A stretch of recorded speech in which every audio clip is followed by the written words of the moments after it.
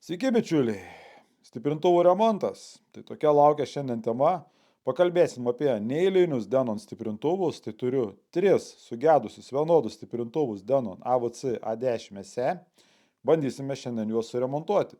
Tai pakalbėsim apie jiems būdingus gedimus, apžvelgsim, su kokiais gedimais esu susidūręs, pažiūrėsim, kas viduje, iš kokių komponentų jie sudaryti. Savo laiku tai buvo aukščiausias Denon stiprintuvų receiverių modelis, tai tikrai ir kainavo nepigiai, ir buvo gerbiami, geidžiami pasaulyje. Tai tikrai, manau, bus įdomu, nes tai neeilinis turinys, ypatingai kai 3 vienodi stiprintuvai. Nemanau, per vieną seriją, kad spėsim visus 3 suremontuoti. Tai šiandien pradėsim nuo mažiau pagedusio. Einam prie darbų, apžiūrim iš išorės, žiūrim, kas po kapotu, po dangčiu ir pradedam remontą. Tai kam patinka mano kuriamas turinys, nepamiršti paspausti like, parašyti komentarą, o dabar važiuojam. Dirbtuvės pagaliau šiek tiek apsitvarkiau, tai šitie stiprintuvai, apie kuriuos šiandien filmuojam video, tai kaip matot, visi 3 identiški, aišku, skirtingi gedimai. Vienam problemos yra su panelė, su stiklu. Va šitas pats tikriausiai sveikiausias, jisai veikia pilnai. Vienas iš jų yra į protektą įėjęs, tai greičiausiai tranzistoriai bus nukalti. O trečias yra irgi reikia taip pat rankyti, tai greičiausiai bus atsilitavimų. Žiūrėsim, bandysim padaryti reviziją, rasim, manau, kažkokių nekontaktuojančių jungčių ar detalių blogai lituotų ar atsilitavusių nuo karščio ar nuo senumo. Tai bus tikrai įdomu, nes šitie stiprintuvai tikrai yra iš gerų komponentų surinkti. O štai čia yra irgi panašus, bet kito modelio AVC A1D. Tai čia naudoju andalių šitą, nes iš seniau jau reikėjo detalių kitiem projektam. Tai irgi prie didelio noro būtų įmanoma surinkti, tai žiūrėsime, kurie bus prasčiausi. Tai 3 bet kokiu atveju turiu susirinkti, vienas eis į dirbtuves, eis į studiją antram aukšte, vienas namuose žadu naudoti, nes ten mažiau klausysiu, prie televizorių žadu pasijungti, o trečias jau yra kaip ir rezervuotas. Pažvelgus į galinę dalį matosi įlinkimas, ko gero bus pabuvojęs konteineryje, voratinklių šiek tiek. Na, šitą stiprintuvą galima naudoti receiverį ir kaip pirminį stiprintuvą, ir kaip daką. Apžiūrėsim, su kokiais čipais jisai yra, tai visas dalis daugmaž žadu parodyti, tai einam ardom, pačiam įdomu, kas viduje, ką rasim, kokius staigmenų dar.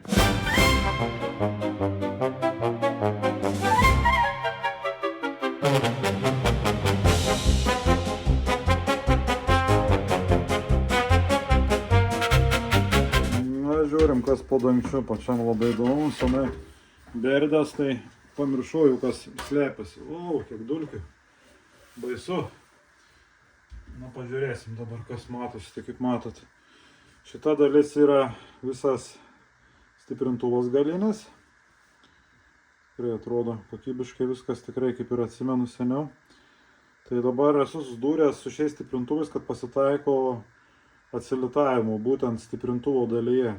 Tai šitas stiprintuvas būtent šito gedimo neturi, tai tik tai praardysim, pražiūrėsim, išvalysim šitą vidų visą būtinai, eisim, pasikursiu kompresorių, išsipūsim dulkes. Na ir eisim remontuoti priekinę dalį, tai tuoj pradėsiu ardyti, pradėsiu rodyti, kas priekinė dalyje yra per problemos. Na ir išsiardysim dabar gal apačią, pažiūrėsim, kokie DAC čipai stovi, nebeatsimenu, skaitmeninis konvertavimas. Na, murzius, tikrai murzius, vidai čia dar daugiau matosi visokių purvų. Einam, kimbam prie darbų, tikiuosi per pusvalandį kokį šitą visiškai susitvarkyti, kad jisai, na, jis dėl grojimo pilnai groja, neina jokius protektus į nieką, tai prie šito tikrai bus mažiausiai darbo. Dar norisi šitą galinę dalį išsitiesinti, išsiardyti, tai irgi, manau, išardysim atskirai, nusisuksim pleitą ir pasidarysim tiesinimą.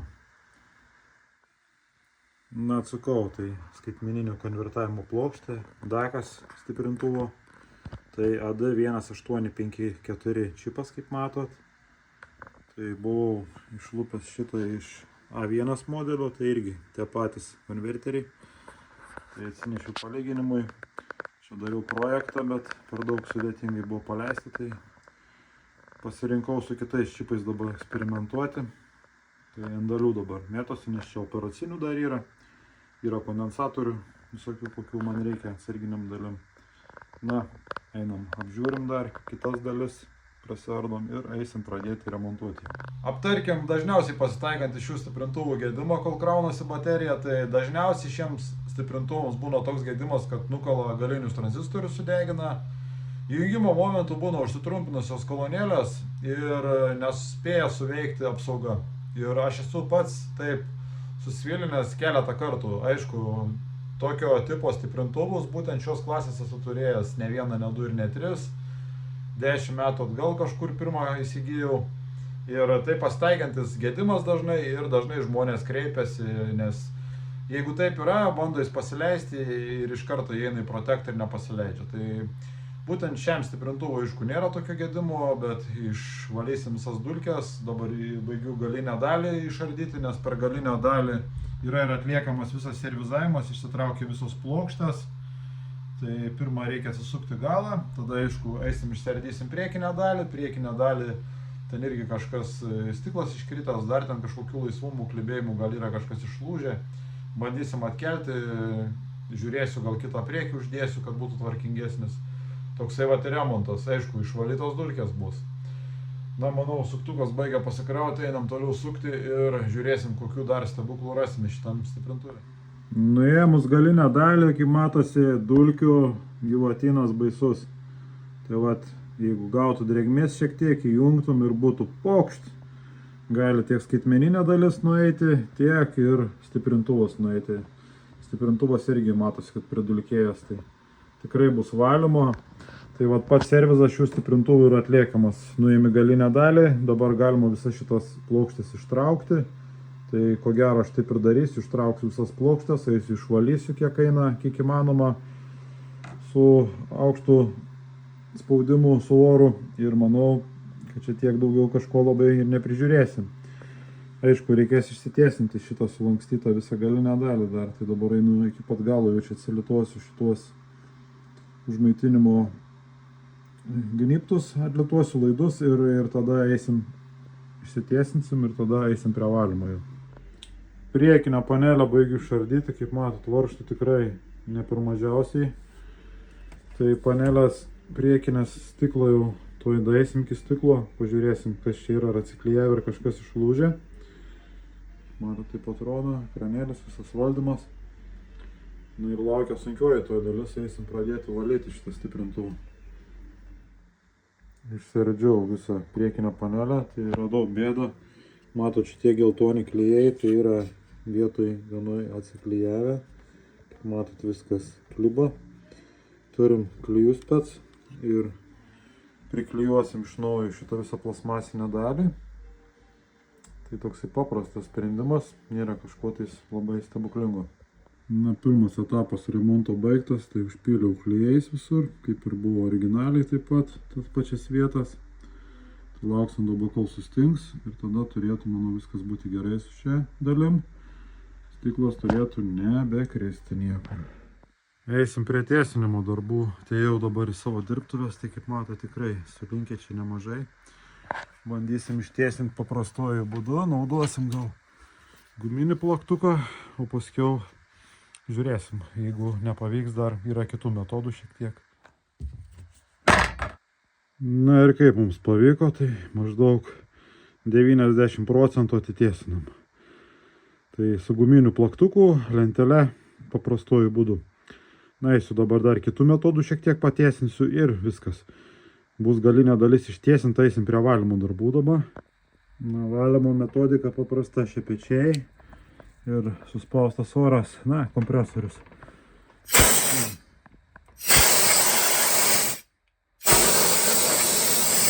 Reikės, aišku, ir chemijos šiek tiek, nes yra labai tokių suriebalų purvų.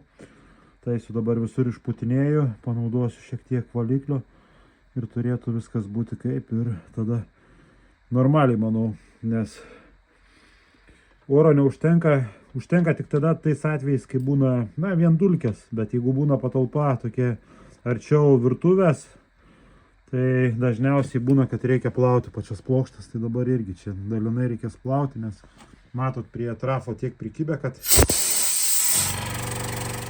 iš valiklių po ranka dabar turiu tik tai tokį, tai naudosiu čia nelaidus elektrai, tai šiek tiek pačios plokštės susidrėks, kaip sakant, dabar šalta patalpa yra, tai greitai taip negaruos, turėtų pavykti po to su oru išputinėti, tai tokią taktiką naudosim šiandien plokščių plovimui.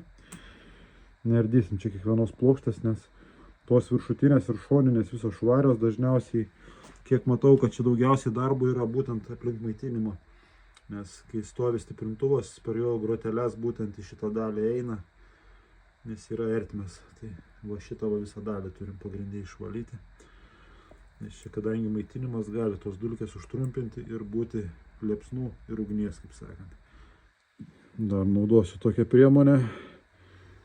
Nes transformatorius tiek įsigėręs nuo dulkių, kad bais. Na, šiaip didumą jau baigia valyti, dar eisiu su spiritu praplausiu tikriausiai plokštę. Na, paskutinis etapas techninis spiritas, tai kur dar neatsimirkė, atmirkau, užpyliau. Šiek tiek palauksim, kad atmirktų ir tada išputinėsim. Na, kaip matot, suputom transformatorius jau beveik atsivalė. Na, tai einam link pabaigos, matau jau.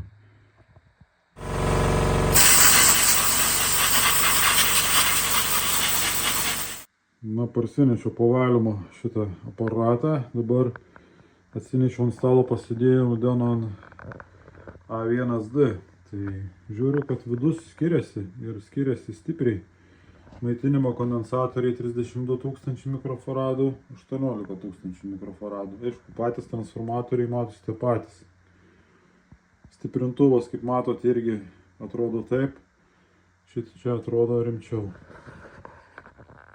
Linijiniai išėjimai, įėjimai atrodo taip, kaip matote.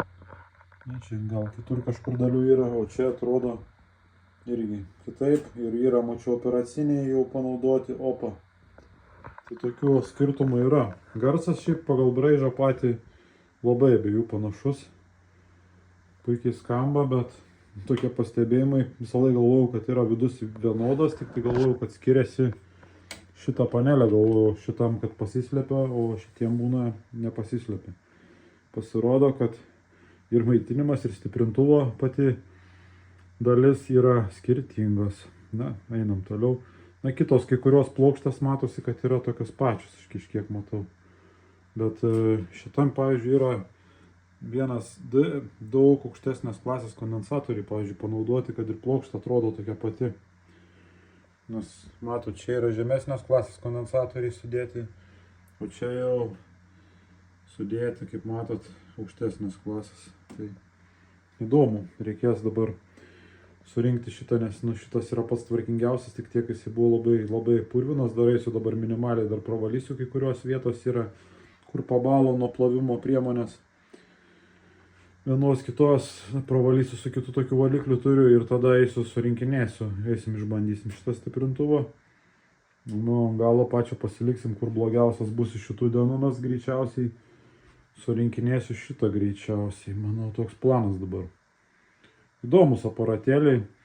Na, čia ir galiniai tranzistoriai yra brangus, šiaip ir šitas stiprintuvas ir šitas galinius tranzistorius naudoja tus pačius. Atskleisiu, kad vieno galinio tranzistoriaus kaina 20-30 eurų maždaug. Tai stiprintuvai daugio kanalį, tai galit padauginti. Tai tikrai kaina yra.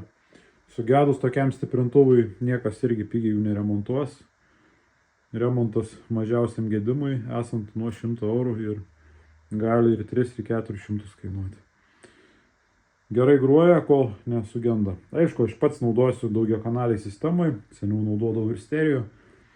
Bet tikrai gerai skambantis jie yra prie televizoriaus vakarėliams kokiems, tai tikrai neblogi. Aišku, technologija pasenus, nei HDMI, nei nieko nėra, bet šiais laikais receiverių niekas irgi turėkit omeny, kad taip nebegamina ir tokių komponentų nebenaudoja.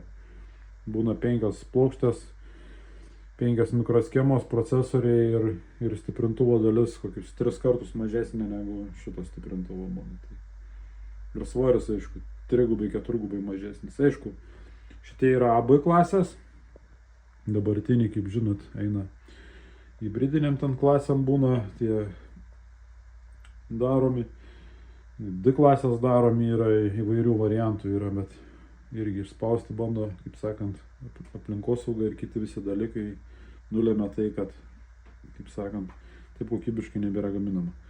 Na, einam toliau prie darbų. Praėjo keletas mėnesių, stiprintuvas, kaip matot, už nugaros fone, aktyviai naudojamas, ištestuotas jau. Tai šį stiprintuvą naudoju studijos audio sistemoje, kai kažką darbuojasi, dėl fono pasileidžiu ir kaip daką, ir kaip stiprintuvą naudoju. Tai tikrai puikus garsas ir labai džiaugiuosi šiais senais aukštos klasės Danonais. Tai kam patiko šis video, nepamirškite paspausti like, parašyti komentarų, pasidalinti, kokius jūs Danonus esate išbandę. O kam neužtenka mano kuriamo turinio, norit prisidėti labiau prie mūsų projektų, tai kviečiu prisijungti prie mano Patreon, kiekvieną savaitę kuriu papildomus epizodus. Pakalbam apie audio aparatūras, apie projektus, apie mano pirkinius išėbėjus, įrašus ir kitas problemas ir džiaugsmus. Tai ačiū, kad žiūrėjot ir iki susimatymo. Iki.